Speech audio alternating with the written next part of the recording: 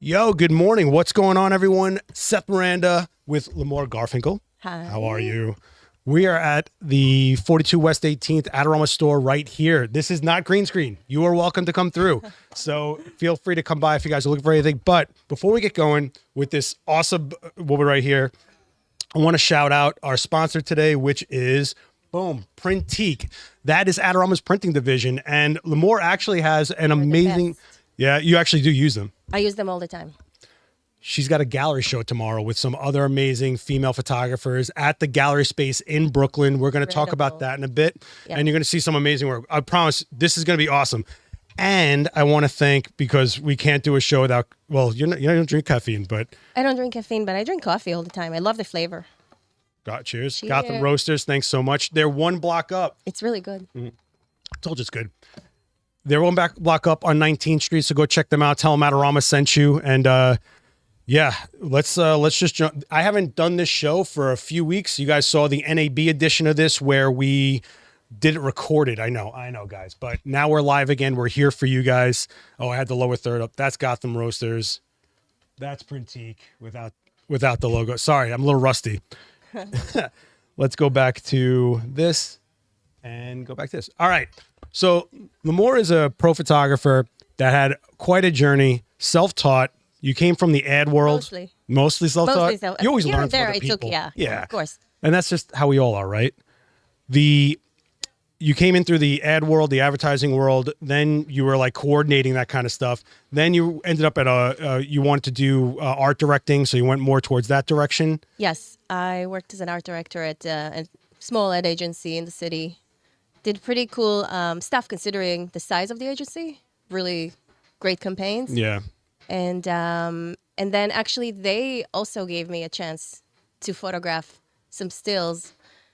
This was right after the recession we had. Okay. So there was no budget for stills. So they would have me do the stills for the big ad campaigns, TV commercials, and then I would be doing the stills. So these were all global campaigns. So it was pretty cool. Yeah, and from that, you ended up in the wedding photography world for a little bit. The wedding photography came before that. Oh, okay. That's how I started photography. Okay, and now you're like all on your own doing it. And she's really well known for shooting probably the funniest people on the planet. Yeah. We had one of your good friends here, Robert Kelly, a while ago. Now, I'm not kidding you guys. Like, this is a mix of environmental portraiture with editorial, with just like high concept, really. I mean, if we look at some of this stuff, I think you can tell. I want to get to the. I mean, when you look at a comedian, you have to go for their style of comedy and then see what correlates to it, or they go, hey, you know what I really want to do? I want to be filthy in overalls. So that's we have a conversation. It's a whole process of conversation, and I had this book with questions. I would either do a phone call or we would meet for coffee and talk. And we just basically asked them some personal questions and then see what side of them should we show. Do we want to show? What do we want to go with the stuff everybody knows? I usually wanted to go with stuff that's like a little different. Yeah, I'd say it's a little different. Yeah, different than what's out there. And that's how we'd come up with the concept. And then this incredible team of ladies from costume designers, hair and makeup, set designers would help me bring this to life. Yeah, and it's got to start with a concept. Yeah, and then you've got concept, the idea. But I think you have such a strong body of work that, like, when you go up to a known person going like, hey, I want to do this, they're like, oh, you actually shot this for this guy I know or this person. You would totally like to do it. After a while, you've made your reputation. You've built the momentum for yourself. Mm-hmm. So I think that it's just like, now do whatever you want, right? Almost. Yeah. I mean, I can go to anybody, if there's access to them. Yeah, I got to say in the beginning, it was really my friends who gave me a chance. And then, yeah, that one was fun. That's in Brooklyn.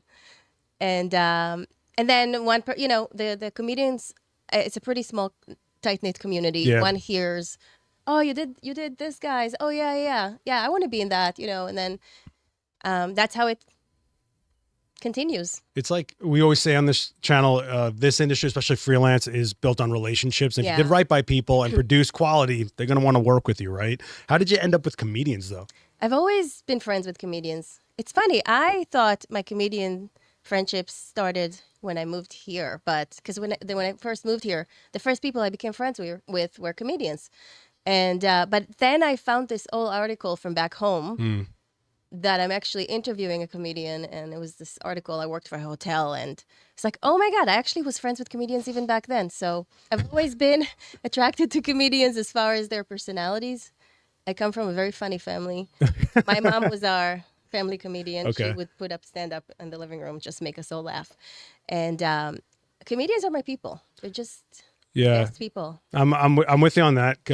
Hanging around the comedy cellar here in New York is like that. It's strong personalities, philosophers, people that can take a joke, which is I think is a big thing about being a good person. Is super like smart, humor. Yeah. Oh yeah, ridiculously super sharp. Smart. Yeah. Super quick.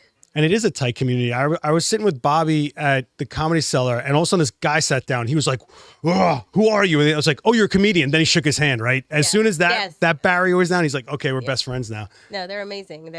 I love them. Yeah. Like there's literally no one I love working with more than with comedians. Also, they take directions so well. They take directions so perfectly. They're entertainers. You just tell them something and they get it. You don't have to work hard to make it happen. I think they understand the end goal, right? When you're creating something. They're very aware, and they're just fun. Yeah. You can push it with them and they'll go for it. But you don't just do like the crazy concepts. You have some like, where is it? Like the night portraits are so nice. This is like those are clean headshot. Those are just what I call 2-minute portraits, literally. That's all it takes. It's less than 2 minutes. But you get the vibe of where they work, what they do, where they're from. Like if that was just a gray background, I'd be like, okay, what are you going for here? This whole series started right after COVID, like right when they lifted up the restrictions for COVID, when they let clubs start opening again. That's how this started. We're like, let's do a quick back to shows portrait, and then it continued and grew, and I got more and more. Is this the gateway to finding the new talent and going like, hey, we should do something crazier next time? Yeah, why not? Is there just talking to people is the way to, as far as like the higher concept stuff, right? Like this stuff. What exactly? I noticed that there's a lot of like composition work, especially if there's multiple of the same person in the same frames like that. Like, what do you really go for at the time of shot versus what you're trying to finish it with? Like, is it you're like, I'm going to shoot as much as I can in camera, or is it like, let's just get something as a baseline and then build on it later? No, it's all in camera as far as the concept. Yeah. Like something like this is a composite, something like right? this. I can give you, if you go to I have a behind the scenes of it. You can see it, that it can explain exactly. It shows it step by step if you press on this. So I get to the location, right? You scout. So first you had the concept. You did the scouting way before the shoot, obviously. And you know what you're going to do. So you see how I have my set designer and hair and makeup person. They are mimicking. This is before Jim even shows up, right? We don't want to waste the precious 2 hours I have with him. So you have them stand for you for the concept. You realize, all right, this works. And then when he comes, you start to do the two characters separately. You make sure, the way I do it, I do a plate before. So I do just the background. And then the first character, the second character. And then in the end, I do the background again in case at some point something shifted. The light moved a little, yeah. And then I light for the background separate. And then I also light for the person. So then at the end, I combine all these exposures. And this method that I started, it all started from architectural photography, right? Because in architectural photography, when you photograph, I actually took Mike Kelly's classes back in the day. And he teaches, to light different areas separately. And I adapted that method into the portraits. Yeah, people don't realize how much other genres of photography affect. So a lot of what I learned from lighting comes from, why am I hitting buttons, guys? I'm sorry. A lot of what I learned for what I shoot in the makeup industry, it wasn't from portraiture. It was from learning product photography. Silicone shoots like this, glossy stuff shoots like that. Learning that, then you mix it with something. Yeah. So the architectural, you just happen to be putting two person in there. In the environment. Yeah, exactly. Every type of photography you do, it overlaps. Like even if you do street photography, okay, so it's not, you didn't get to talk to the person before. You didn't get to do all these steps. But guess what? You have an environmental portrait right there. The only difference is that one was candid. Yes. The one you plan, you try so hard to I mean, a lot of times you don't want them to look candid because, like, for example, the one of Brooke Shields, right? My whole idea was to make it look like it was inspired. It's right, the second one. That was inspired by paintings. I mean, you could definitely see that. If you go to the behind the scenes of that, okay, you'll see. Oh, no, I think it's just a video, actually. I don't know if there's I think it's just a video. There's no, doesn't matter. I have I should add there my whole process of how we can play it. It's fine. Yeah, this was just the day of the shoot.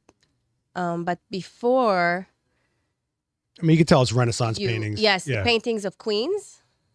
And we kind of based her on Marie Antoinette a little bit with the hair, and all that. Yeah, I'd say so. Yeah. No cake? No cake? No, we didn't want to go that like literal, but just the idea that I wanted it to look very painterly. And so when I was retouching it, I had that in mind as well, of how I was, kind of painting in a little bit of the highlights and the lowlights. Yeah, I find a lot of the younger photographers that come here, and I'm going to sound like an old man here, but whatever. All these young kids that come here, they show me all these photos and all these ideas from our little cosm, but I'm like, I learn more from going to the Met when I have nothing in my head. You know what I learned the most about shooting zombies? Oh. It's just crazy. I say this, you probably heard this. I go to the Greek statue exhibit. It's a skylight. Yeah. So the light changes all day, but their noses are worn away. Their eyes are blank. They're all slumped. They're missing limbs. Right. So when you watch the light on them, you're watching how a zombie would look in the beginning of the day, the end of the day, how it would look at high noon. And so I have to go for a vibe of a time of day.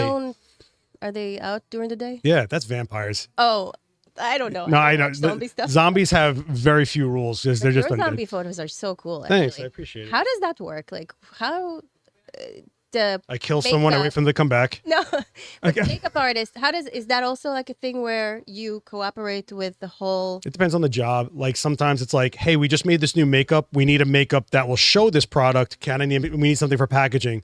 Then they commission someone that they think would do something cool. Okay. Or what I made a decent living doing was they want to get a movie funded. So instead of filming something for a lot more money than it would take to shoot something, I give them the proof of concept with the light and the tone that we would go for, and then they try to get investment that way. But I got paid, and none of those movies made it. I'm sorry. You got cool photos out of it. No, I appreciate it. I mean, I think what I do and what you do could probably find an overlap in there. I mean, I'm sure you're going to throw special effects at someone. I always say anybody can do. The only thing I say is the hardest type of photography is wedding photography. That was brutal. The boot camp. Learning, that was the best way to learn photography because it's like now. You got to be very technical, know what exposures, have that in your knowledge bank. Because you move from, let's say it's an outdoor wedding. You move from crazy sun, overly exposed, like you're like, how am I going to make this? And then a minute later, there's a cloud or... You go in and now everything has to be done so quickly that minute will never come back.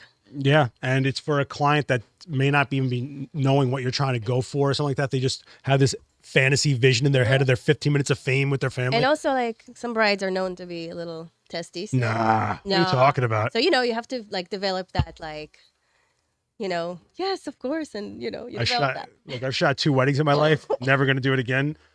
And they were for friends, and one I traded my chess piece for. I didn't even get paid for it, so I'm never doing it again. But it's like high-paced press work. Hard. It's 12 hours, some of them. It's like a mix of press and glamour. It's got product photography, and then when you got to do the rings and the macro stuff. It's event photography because you got to know who the key players are for the family because they want to remember. So all that stuff works on your people skills when you're working with high talent like you work also, with. It's like they paid so much money for that day. Yeah, oh, They yeah. are under a lot of pressure. Oh, yeah. So you have to bring it. Like, you really have to bring it and make sure they get their money's worth and then some. And, you know, and then also in wedding photography, I mean, I was just a PJ, photojournalist.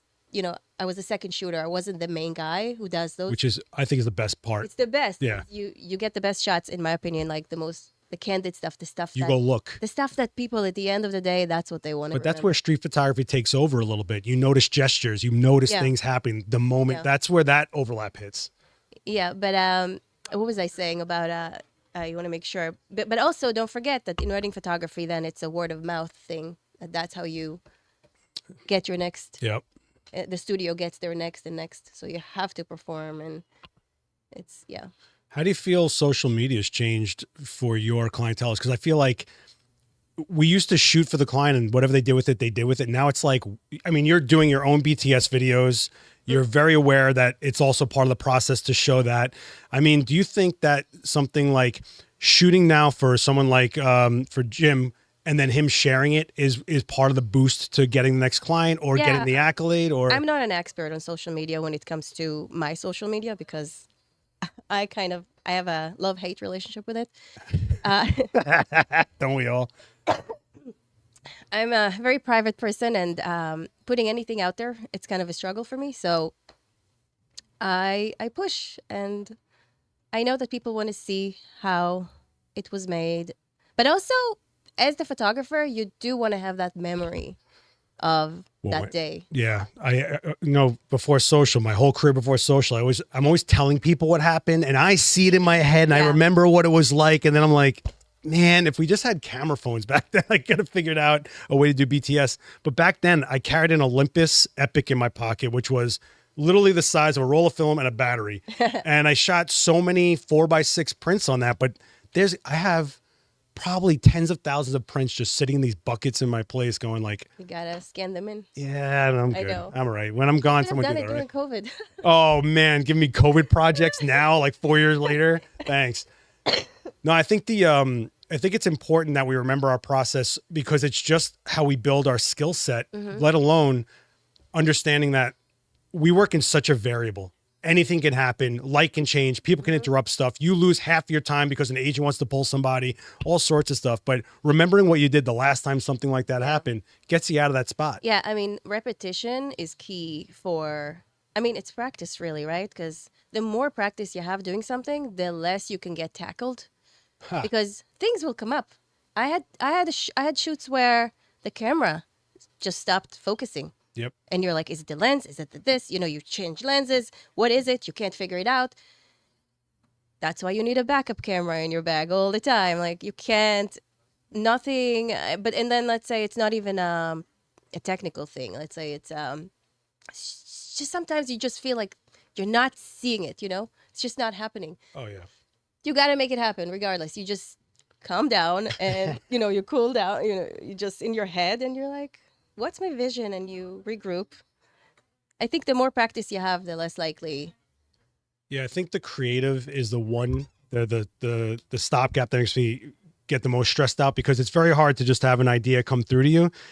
Technical, whatever it is, I can get through it. But if I lose the creative, I at least have 4 or 5 setups in my head that'll get me to a clean shot they can use and be at a level. But you want a concept, you can't make that happen. No, all those things come way before. Before I shoot, I actually visualize a lot of how it's going to go. Yeah. In my head. Do you make mood boards? I don't make mood. No, the costume person does for the costume and stuff. That's way before. That's before we have everything. But actually, the night before a shoot, I will go through it in my head mentally, how everything is going to go. That's how you should do, yeah. Then when it happens in real time, you already know what's next, what's coming. And it takes away a lot of the uncertainties and the anxiety even that you can have. So when you're doing like, say, like the comedian series, is that them commissioning for you or is it for like a campaign or their next special? These were all personal project. I did all of that to raise funds for Mount Sinai. Nice. I did 2 fundraisers with that project. That project has been going on for a bunch of years now. It looks like it. There's no way that was overnight. Yeah. Most of them were shot pretty close to each other, but it's been going on for a while. All of these images were used to raise funds. Printique actually sponsored both my fundraisers that I did, and we raised a good amount from Mount Sinai's division of ADHD and Learning Disorders. Well, I'm glad you brought up Printique because you're going to be a rock star tomorrow in Brooklyn here in New York. If you guys are around, We Create is going on. So all these female creators, amazing people, Anianti, Lindsay Adler, Limor's over here, Paola, and Lara Jade are all going to be on And also not in the picture are Miss Hatton and oh my gosh, I'm having a cold brain. Suzanne Magnano. Oh, Suzanne's in it? Yes. Oh, okay. Yes. You guys saw her here. You guys remember the light painting? She has worked on it. I watched all the episodes. Don't make it weird, okay? Don't make it weird. It wasn't about you. But tomorrow, the opening is happening at 6:30 p.m. here in Brooklyn. You guys can come hang out, so meet all these people. Yeah, you have how many pieces do you have up? Each photographer has 3. That's a good amount. Yeah. How big are the pieces? They're really big. They're 40 by 40. 40 or 30 by 40 or something. Yeah. Right? If one dimension is 40, large. They're big. They're big. They're big. And yeah, so 2 are going to be large, and then 1 will be 12 by 18 or one of those sizes. Screenshot this, come through, and even if you're not going to make it on the opening, you could still go to the gallery after the fact to go check it out. Yeah, it's going to be up for like a month, and then there'll be a closing event as well. Nice. They know how to do things. This is a big deal. I'm actually really excited about it. I think that it's amazing that Printique went through all this to find an all-female show like this with the level of work you're going to see in it, which is awesome. I mean, Printique is it's an Adorama company, obviously. It's such a special place because, first of all, I print tons with them, tons. And it's always amazing. It's always great. Even if, let's say, sometimes there is an issue with something, not whatever, it's so rare. Customer service is amazing. And they're just such a supportive company. Like, you really feel like they care about the photographers. I've been feeling it from the beginning. And then when they just sponsored my fundraiser, they're so generous. And I don't know. I just have so much love for that company. It's an honor to be a part of it. Oh no, this is awesome, and we're happy to have you be part of this world of creators we have going on here. I always say that Printique has this. Maybe I'm totally off here. Has like a lifestyle brand to it, rather than like, hey, we're a printing house. We'll get you this 5x7. Like, no, they're there with you. They're amazing. I know this is sponsored by Printique, but I'm telling you from a guy who used them before I was even here. It is that. Or if you say, I don't know, the color should be adjusted differently, you're talking to someone about it. So it's interesting. Yeah, they're good people. So are you looking to do more gallery shows? Where are you trying to go? You want to do a book? Where do you want to go with your work, really? It's funny because I always wanted to do a book of the comedian stuff. Oh, yeah. And that we could sell it and raise funds with it. But that never happened because, logistically, it's pretty expensive to print books. And, I just never got around to it. But so that's why it's funny because now they did a book for us to show for the exhibition. It's over here on display, isn't it? It's so amazing to see it in a book form. Can you get me the book? It's pretty cool. Fernando, book, please. It's pretty cool to see your work in a book. I think even if you don't do an actual book, you should have your stuff as a book. I have previous work in books, but to see this was really special. I remember having to make portfolio printed books and go to every magazine in New York praying for a job. Uh-huh. And now it's like, here's an iPad. Okay, so, look at this. Look at this, guys. Pretty cool. I mean, I'm far away, but you guys look at it. Oh, this is nice. And there's the gym graphic. Wow, it's so glossy. Wow. It's pretty good. Well, that's cool. I didn't even know about the book till this morning. Shows you how good I am at this job. You're great at it. Oh man, I mean, you're being inundated with like top quality work on every page. What's really great is that. So even though there's the middle, crease. the cut here, yeah, it's like it's flat, lay flat. Yeah, so that I wasn't scared to put a picture over there with the subject right there. It was fine. I knew it would be fine. Yeah, and you're not like Oh, that's cool. And you're not like aware that you're like reading a book, really. You're just kind of like, oh, here's, and they have the registration marks. Oh. But it's cool. And so if you guys are around for the in Brooklyn late tomorrow, it's gonna be. I'm gonna be coming in there hot right after a demo here, but it's gonna be pretty packed. So come hang out for that. Are you looking to keep this community series going? Do you think you're gonna move on to a different genre of performative art? Like you're gonna go into ballet dancers? Like what's your next? Do you care? You gotta care about it, right? I do have to care about it. I am starting a new photo series. I'm in the process of the planning of it. Okay.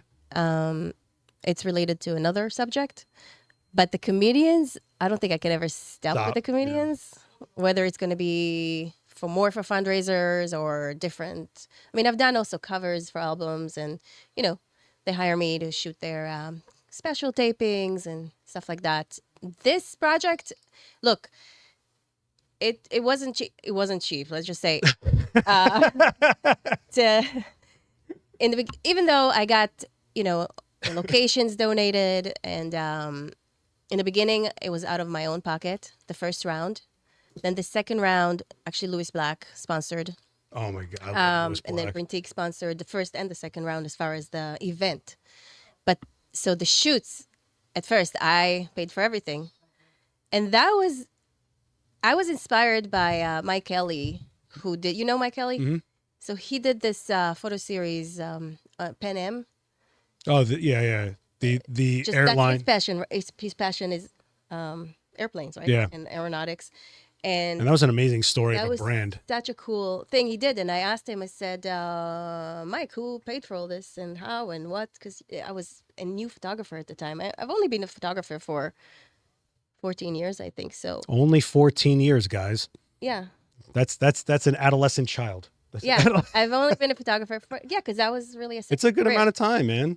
It's a good amount of time, but also it goes like that actually. But back then I was pretty new, and I asked him about it, and he said I paid for it. I think he spent like $6,000 or something. Yeah. Now, when you're a beginning photographer, a budding, it sounds like wow, $6,000. That's like quite an investment. But then you realize that's a small amount to put into your own project that will become something much greater. Oh, it's a personal investment. You're rolling dice on yourself. Yes. And guess what? You got to do that in the beginning. You have to. If you have a passion project that you're thinking about doing, take that money, put it towards it. It will, I'm pretty sure it will work out. If you, use it wisely. The way I looked at it early in my career was, if I don't believe in myself to take a risk, how can I ask any art director or anyone hiring me to? So it says a lot. It really does. And you've got to stand by your work. Yeah. Otherwise, who else is gonna? And everybody volunteered and everything, but there's still expenses, right? Like renting costumes. Oh, yeah. Feeding people on set and transportation and reimbursements for some, expenses. So it adds up, especially when you do so many. Yeah. I mean, I'm not going to lie. I'll be like, well, I either call in people that will charge me, or, hey, can I owe you a favor whenever you need me? Can you come do this costume for me? I will shoot a whole lookbook for you for your next thing. I've done so much.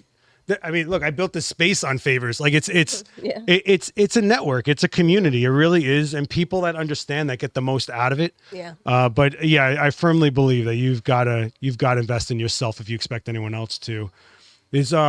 You really think 14 years is not a long time to be shooting, huh?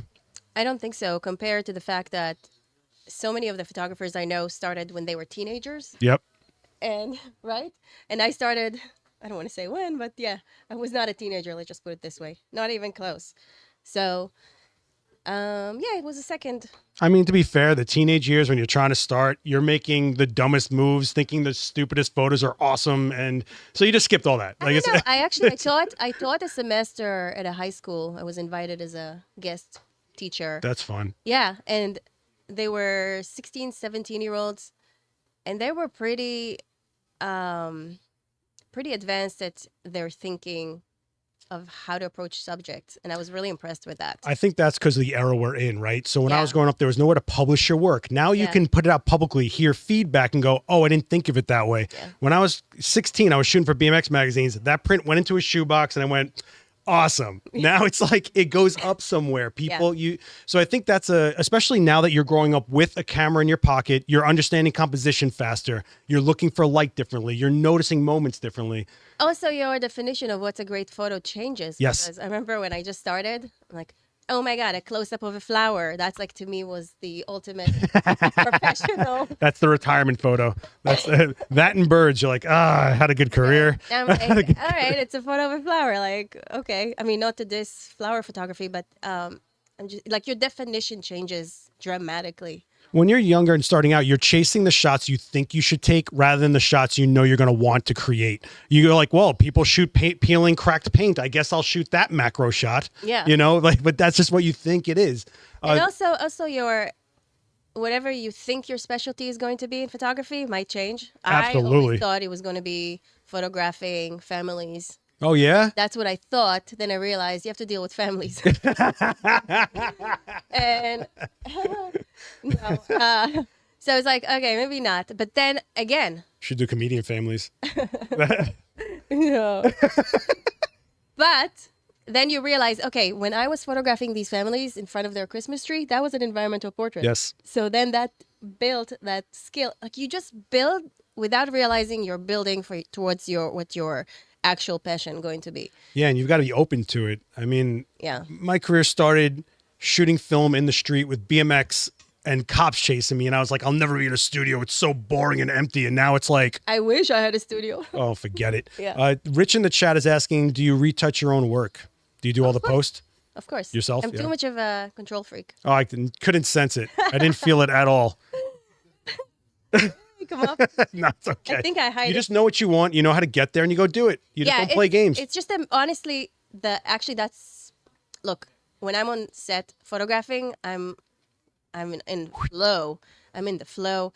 It's time just because it's just so much fun and you're doing the best thing. But then when you're sitting, now you take all those decisions you made on the day, Yep. right? And now that's all the raw material you have to work with. And that's like building a puzzle. And to me, I just put on a good podcast in the background, and that's my jam, just to sit there and, because that is to me the other half of the art that is, I cannot let go of, because the way I highlight, the way I low light, it's painting. Mm-hmm. I literally, with the brush, go and paint light sometimes. It's not just the lighting from the actual light. I add sources in post. in post, Yeah. in Photoshop. So Yeah, post is not my strong suit. If I don't do it on the spot, I'm kind of over it. I'm over it while I'm shooting it. I don't want to see these images again. I struggle with going back to something I've shot. So that's why I'm really like, whatever came out of this shot, that is what you guys are getting. for me, it's the opposite, because almost never the colors that you see at the end of my pictures were the colors that were I'm actually sure. there, or like Color grading is different than like, not just color grading, actual color. oh, you swap out colors I of a change shirt. colors all the time, because I'm like, you know what, this doesn't harmonize to me as well as I thought. It needs to be that color, or it's just. I mean, if you have if in the modern era, you have the luxury to change your mind and make something to a better end result. Yeah, and the location, sometimes location is great, but the colors are not. So you decide what colors you want it to be. Well, and that's cool if you're doing like a concept, right? You're trying to get to a concept, an end result of what you've here to here. Totally makes sense. Mm-hmm. I'm in like the other camp. I'm just very like, I want to know what was there, and I'll do what I can with what is there. And then also, I'm just lazy. I do not want to click a mouse. I don't want to sit there with pixels. I can't. So wait, do it. so you retouch though? No. Anything? It's done. Whatever I shot, the most you'll get out of me is color grading, and that's about it. Yeah, because I mean, it can be a little flat. A little flat, but you will not see me hit clone brushes. You will not see me do heel okay. tools. So you just do the Lightroom stuff. Everything. In fact, if you guys are fans of this channel, you see me shoot it live here. Whatever you saw me shoot, that's what I post. You've seen it. It's what it is, and I have like these nightmares of people that won't know what their grandmother really looked like because they ripped apart all the pores in her skin. Like, no. I'm all for like, this is what this really was. I grew up, the camera's a documentative tool, and I totally respect people that are like, nah, it's the start. This is where I want to go with the images at the end. And I totally respect that 100%. It's just never been my I just can't. It's so much fun. I love Photoshop. I love starting in Lightroom, Okay. and then I move on to Photoshop, and then Photoshop. It's just where all the fun begins. Well, you have endless ability. How do you feel about the AI components going to it? I don't really use it. Here and there, I'll use it to in my architectural photography to remove a person if whatever. Yeah, I haven't really delved into it that much. I played around with it. I don't think it's there yet, Mm-hmm. 100%. Obviously, it's not. It's not a part of what I do yet. It's not. How do you feel about the other side of it, where like a comedian might make their own high concept in AI? Yeah, instead of getting something shot and put together and produced. Do you Good think? for them. Yeah. It's not my business, really, All right. because it's not the same. It's totally different. It's a representation of them. It doesn't really look like them. If you look at it, and even if it does, like the stuff that they do for, which is really great, on the website for the mothership, not Seth, sorry, Joe Rogan's. Oh, I don't know. He has a Yeah. website for his comedy club, and it's all AI portraits of the comedians, and it's pretty cool, but it's not photography.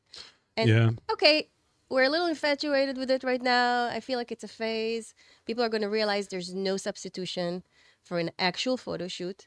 Those feelings that come with a photo shoot, and I think it's going to be circumstantial. I think so. For example, if you're documenting, yes, right, you can't get rid of this, right?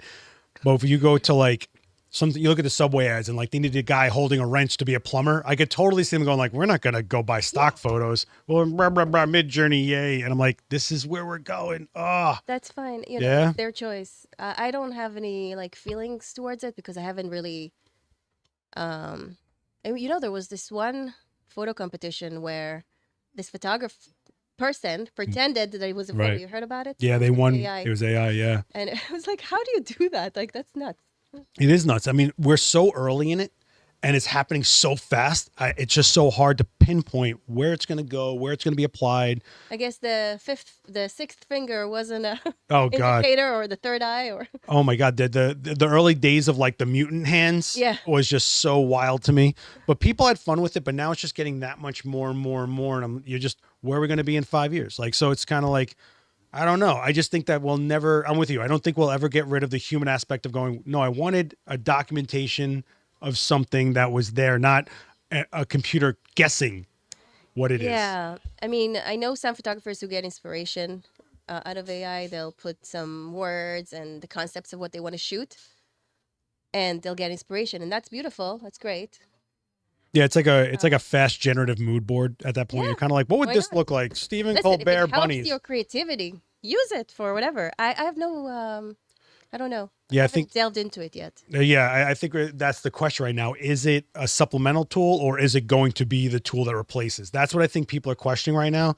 And I think Adobe's going about it in an interesting way. They're like going to people like you and go like, hey, can we ask you permission to use your images to feed our machine? And then it's a little ethical rather than like scraping the internet and then making Yeah. things out of.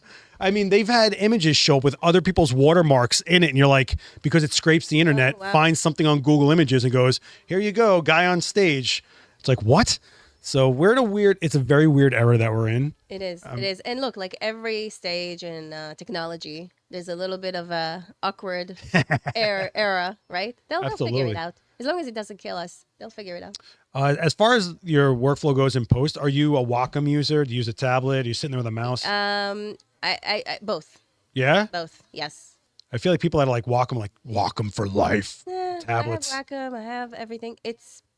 There's moments where I'm like, I can handle this. Yeah. But then when you get into details of like actual painting or like actual tracing very Yeah. carefully, you need the pen. I'm sure. Yeah. Other And also, than, once your hand becomes like a claw, you're like, okay. well, how many hours do you think you throw in on average of like, to get to it after you shot? How many hours do you think is it after the For, fact? like final image? Yeah. I don't know. It varies. And also, I don't feel time. Remember? I don't feel time. That's a creative, kids. That's someone that's like, this Remember the reality. days in the dark room? Because that's when I Absolutely. kind of started. And 12 hours later, you're like, why am I nauseous? And like, you don't realize it was 12 hours Yep. I mean, sometimes. I was poisoned twice by color darkroom. Oh my gosh. It takes a long time for that to happen. But in my black and white darkroom, I had a TV and I put an amber gel on it. Oh, wow. And I just watched like Tombstone and Goodfellas while I'm in there. And like, you would just realize I just watched 8 movies. And then you put that time together and you go, wait a minute, it's nighttime or is it another day? You know? I know. So for me, I put on some of my favorite podcasts. They can just go on, like even Joe Rogan, right? Each one is like a 3-hour thing. Yeah. And you just go through a couple and you're like, oh shit, the day is gone. Continued. But at least It's you just did fun. something. You're not wasting the You time. feel so accomplished. And that's how you know you're doing what you want to be doing. Is it's not about getting through it. It's that you're just in it. But it's also never just a one sitting because you need to clear your eye from it Oh, you have to walk away. and then walk away. And then the next day, like I never, ever submit anything to my clients The day that you the finish. day that I finished because I always find something the next Yeah. day. You're in another mindset. Or I even tell makeup artists, special effects, 3, 5, 8 hours. I say like, take a break. You're going to see all these spots you missed, all this stuff. Cause you're just tunnel it. We're creatives. We get this fixation. And yeah, you definitely, like sometimes you'll be working on an image. You walk away and go, whoa, that's oversaturated. I know I wanted more blue, but that is blue. Or you'll start zooming in to a point where like nobody will ever No one else zoom in sees. that much. Yeah, You kill yourself with these high res details that end up on Instagram. I know. And you're like, what am I doing? I mean, in my case, I do get them printed large. Oh man. So Yeah, well, you are printed large for this show. That's this happening. show, but also for all the fundraisers that I did. Yeah. When we sold the prints, they were also really large. They were like 24 by 36. That's awesome. And then the second round, we did smaller, 12 by 18s. But, that's large enough to notice. On that note, I just want to give another quick plug. If you guys are around in New York and you want to go over to Brooklyn, Limor's going to be part of this show right here. We create, it's an all-female show with some amazing people that are part of it. Photographers. And that's all the info. So screenshot that. Tomorrow is the opening. It is a month-long show. Yeah.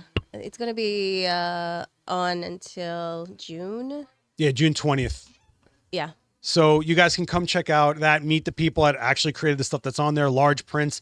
And Printique's an awesome spot to go check out in general. If you're creative and you want to get stuff that isn't fleeting, an actual print, leave a legacy, Printique's where it's at, and they do cool stuff like this. And we're very psyched to have Limor be part of this. So thank you for being part of it. Thank you. Appreciate it. And don't forget, the book's going to be there too, all right? So because I shoot architecture for my company, right? I work full time as a photographer. I shoot commercial architecture. Our office is basically covered in Printique posters. That's awesome. Covered, hundreds of them, all over the walls. Just Printique. What we do is, when I order the prints, I either order them. I didn't see that option last time I did, but the metallic paper Oh, yeah. and for the architectural stuff, and then they laminate it on a foam board. Nice. And then we have them. We have grids and grids on so many of our walls of those prints. Yeah, the metallic paper is cool. It actually changes the way it looks, like by the time of day, depending on how the light is hitting it. The lightest parts become more metallic, obviously. So I think black and white looks really cool on metallic. Yes, black and whites for sure. Very cool Metallic, stuff. yes.